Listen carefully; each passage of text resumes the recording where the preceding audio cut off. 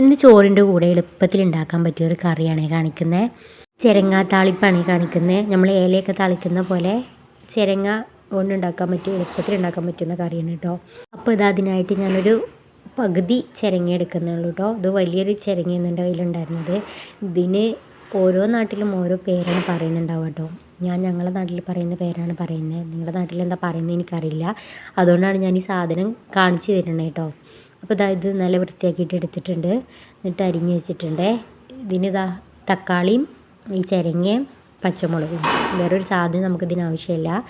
എന്നിട്ട് ഇത് അരിഞ്ഞ് വെച്ചിട്ട് നമ്മളൊരു കുക്കർ എടുത്തിട്ട് അരിഞ്ഞത് അതിലേക്ക് ഇട്ട് കൊടുക്കുക. ചെറിയ കഷ്ണങ്ങളായിട്ട് വേണം അരിഞ്ഞെടുക്കാൻ. എന്നിട്ട് ഒരു തക്കാളിയും കൂടെ ഇട്ട് കൊടുത്തിട്ടുണ്ട്. ചെറിയ തക്കാളി മതിയേ, വലിയ തക്കാളി ആണെങ്കിൽ ഒരു തക്കാളിയുടെ പകുതി മതി. ഇനിയിപ്പോൾ ഇതിലേക്ക് പച്ചമുളകാണ് വേണ്ടത്. അപ്പോൾ എൻ്റെ കയ്യിൽ പച്ചമുളക് ഇല്ലായിരുന്നു, അതുകൊണ്ട് ഞാൻ ചുവന്ന മുളകില്ലാന്ന് പറഞ്ഞാൽ ഉണക്കമുളക് അതാണ് ഇട്ട് കൊടുത്തിട്ടുള്ളത് കേട്ടോ. അപ്പോൾ അതും കൂടെ ഇട്ട് കൊടുത്തിട്ട് അതിലേക്ക് വേവാൻ ആവശ്യത്തിനുള്ള പച്ചവെള്ളം കൂടി ഒഴിച്ച് കൊടുക്കുന്നുണ്ട്.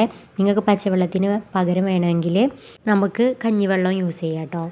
അതാണ് ഇഷ്ടം എന്നുണ്ടെങ്കിൽ അത് യൂസ് ചെയ്യുക. കഞ്ഞിവെള്ളം ഒഴിച്ച് കൊടുത്ത് നമുക്കൊന്നും കൂടി കുറുകിയിട്ടുള്ള ചാറ് കിട്ടും. ഇനി ഇതിലേക്ക് അല്പം മഞ്ഞൾപ്പൊടിയും കൂടി നിറത്തിന് മാത്രമാണ് യൂസ് ചെയ്യുന്നത്. ഇനി കുക്കർ അടച്ച് വെച്ചിട്ട് ഒരു 4-5 വിസിൽ നമുക്ക് വേവിച്ചിട്ടെടുക്കാം. ഇപ്പോൾ ഒരു 4-5 വിസിലേ വേവിച്ചിട്ടെടുത്തിട്ടുണ്ട്. അപ്പോൾ നന്നായിട്ട് വെന്ത് വരുന്നുണ്ട്. ഇനി നമുക്ക് കയ്യിൽ വെച്ചിട്ട് നന്നായിട്ടൊന്ന് ഉടച്ചു കൊടുക്കാം. ഒന്നും കൂടെ ഒന്ന് അലിഞ്ഞ് കിട്ടാൻ വേണ്ടിയിട്ടാണ്. ഇപ്പം നന്നായിട്ട് തന്നെ ഞാനിത് ഉടച്ചെടുത്തിട്ടുണ്ട് കേട്ടോ. അതിൽ കുക്കറിൻ്റെ മുകളിലേക്ക് ആവി വന്നിട്ടാണ് നിങ്ങൾക്ക് ഇവിടെ ഒരു ശരിക്കും ക്ലിയർ ആവാൻ കഴിയാത്തത്. അപ്പോൾ ഇനി നമ്മളിതിലേക്ക് വെള്ളം ഒഴിച്ച് കൊടുക്കണ്ട. നമ്മളെ പാകത്തിനുള്ള വെള്ളം തന്നെ ഇതിലുണ്ട്. ഇനി നമുക്ക് ഇതിലേക്കൊന്ന് താളിച്ച് ഒഴിച്ച് കൊടുക്കുകയാണ് വേണ്ടത്. പാനിലേക്ക് വെളിച്ചെണ്ണ ഒഴിച്ച് കൊടുത്തിട്ട് ചെറിയ ഉള്ളി ഇട്ട് കൊടുക്കുക. എന്നിട്ട് നന്നായിട്ടൊന്ന് മൂപ്പിച്ചിട്ടെടുക്കുക. ഈ ടൈമിലും നിങ്ങൾക്ക് വേണമെന്നുണ്ടെങ്കിൽ പച്ചമുളകോ വറ്റൽമുളകോ ഒക്കെ യൂസ് ചെയ്യാവുന്നതാണ് കേട്ടോ. എരിവിന് ആവശ്യത്തിന് ഇഷ്ടമാണെന്നുണ്ടെങ്കിൽ. പക്ഷെ ഞാനിപ്പോൾ യൂസ് ചെയ്യുന്നില്ല. നമുക്ക് ചെറുള്ളി നന്നായിട്ടൊന്ന് മൂത്ത് വരുമ്പോൾ ഇതിലേക്ക് നമുക്ക് 2 തണ്ട് കറിവേപ്പില കൂടെ ഇട്ട് കൊടുക്കുക. എന്നിട്ടൊന്ന് കൂടി ഒന്ന് വഴറ്റിയതിന് ശേഷം നമ്മൾ വേവിച്ച് വെച്ചിട്ടുള്ള നമ്മുടെ ചിരങ്ങയുടെ മിക്സ് നമുക്ക് ഇതിലേക്ക് ഒഴിച്ച് കൊടുക്കുക.